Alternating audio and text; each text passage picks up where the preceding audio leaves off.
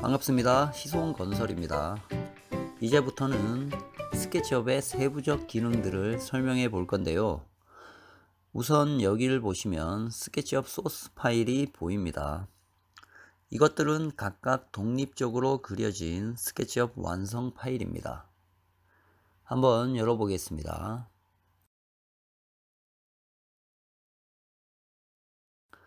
이렇게 이미 완성이 되어 있는 파일들을 내가 그린 그림 속에 그대로 옮겨와서 합칠 수가 있는 것입니다.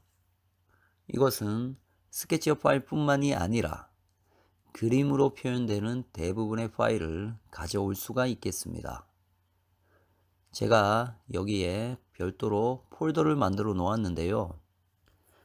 각각 세 종류의 파일이 있습니다. 스케치업 파일과 캐드 파일, 그리고 사진 파일 두 개가 되겠습니다. 이것들을 어떻게 가져오고 또 어떤 방식으로 활용할 수 있는지를 설명드려 보겠습니다.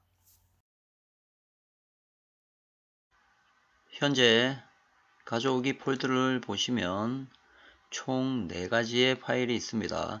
이 파일들을 스케치업 프로그램 속에 가져와 보겠습니다. 왼쪽 상단에 보시면 파일이 있습니다. 그리고 쭉 내리면 여기 중간쯤에 가져오기가 있습니다.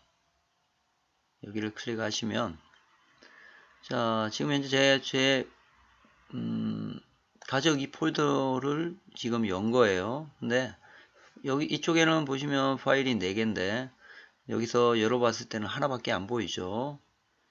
여기 보시면 오토캐드 파일이라고 되어 있습니다. 제일 위에는 스케치업 파일이라고 되어 있고, 그리고 JPG 이미지도 있죠. 무슨 말이냐? 각 파일별로 설정을 해야지만 내가 원하는 파일을 가져올 수가 있는 것입니다. 그래서 이렇게 먼저 스케치 파일을 한번 가져와 보겠습니다.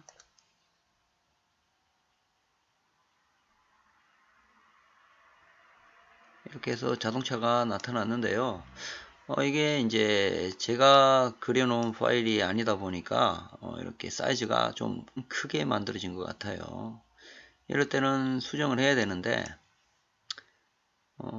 여기 도구에 가시면 배율이라고 있죠. 단축키는 S입니다. 배율을 클릭을 하시면 원하는 방향으로 이렇게 원하는 모양으로 이렇게 수정이 가능하겠습니다. 이렇게 자, 사이즈만 그냥 줄여 보겠습니다. 전체 사이즈만 이렇게 하면 전체 사이즈만 줄여지겠습니다. 이렇게 대각으로 잡으셔야 됩니다. 이렇게 해서 여기 숫자판에다가 0.5를 한번 클릭해 보겠습니다. 자, 이렇게 하면 좀 더 큰 것 같긴 한데 이런 식으로 해서 조정을 할 수가 있는 겁니다. 자, 그러면 이번에는 또 다른 파일을 한번 가져와 보겠습니다. 오토캐드 파일을 한번 열어보겠습니다.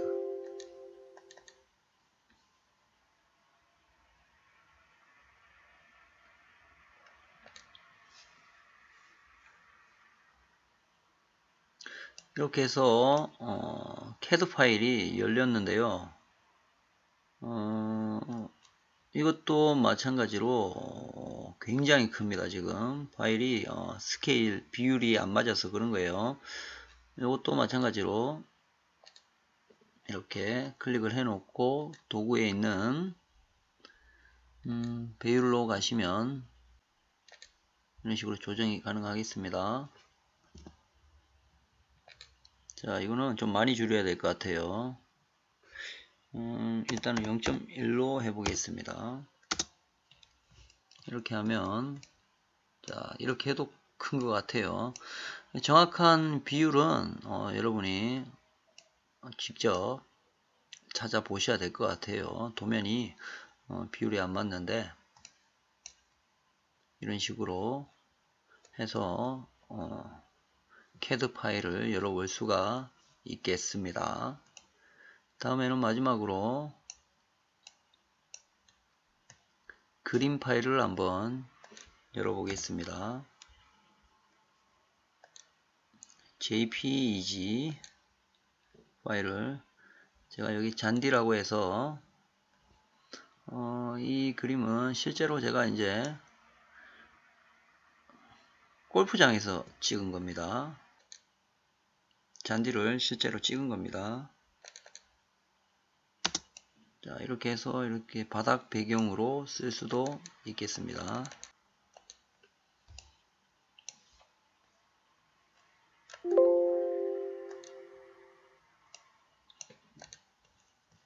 자, 마지막으로 사진을 하나 더 가져 볼게요.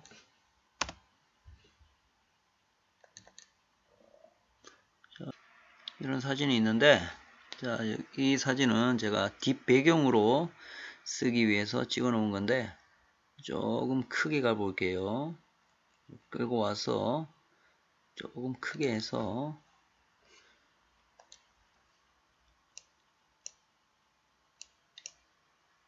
회전을 시킬 건데, 자, 이렇게 색깔을 확인해서 돌립니다. 90도. 그리고 이것을, 이 사진을 한번 뒤쪽으로 이렇게 가져가 볼게요.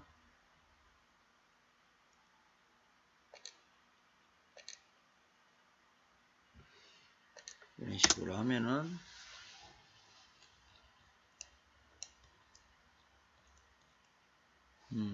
조금 많이 크죠.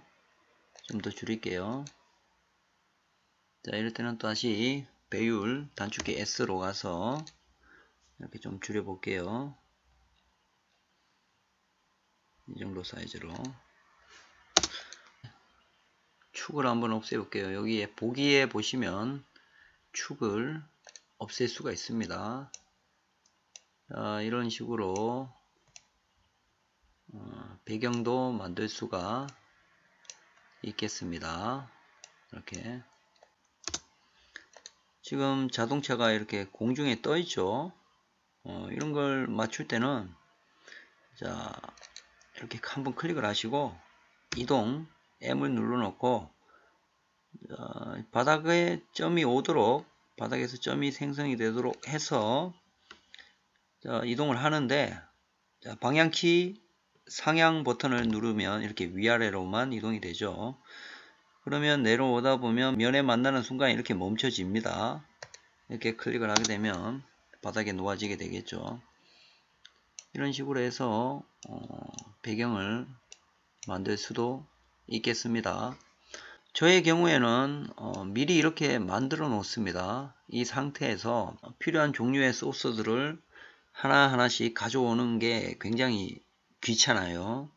그래서 저는 이제 이름을 보시면 집 그리기 기본이라고 해서 이렇게 미리 만들어 놨어요. 그래서 집을 그리는데 필요한 잡기들은 웬만한 것들이 여기다 들어가 있습니다. 그래서 여러분들도 이런 것들을 활용을 해서 그림을 그리신다면 더욱 빠르게 집 그리기를 완성할 수가 있겠습니다.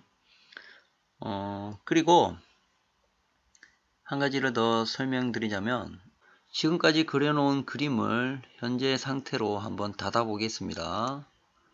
이렇게 나가게 되면 저장을 할 수가 있겠죠. 집 그리기 기본은 항상 파일을 열게 되면 이 상태입니다. 여기서 근데 제가 한번 그림을 하나 그려놓고 닫아 볼게요. 얘를 클릭을 하게 되면 현재 상태로 자동으로 이제 저장이 되는 겁니다.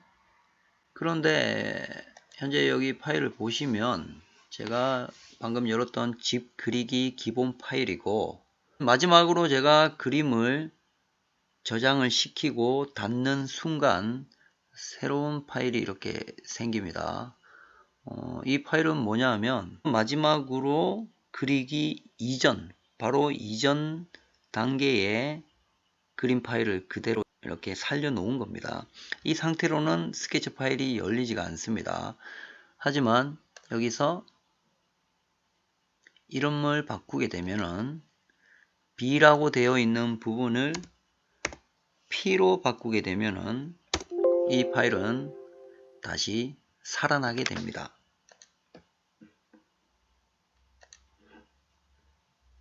자, 보시면 이 파일은 이렇게 처음 모습 그대로 살아나게 되고, 마지막으로 제가 저장했던 파일은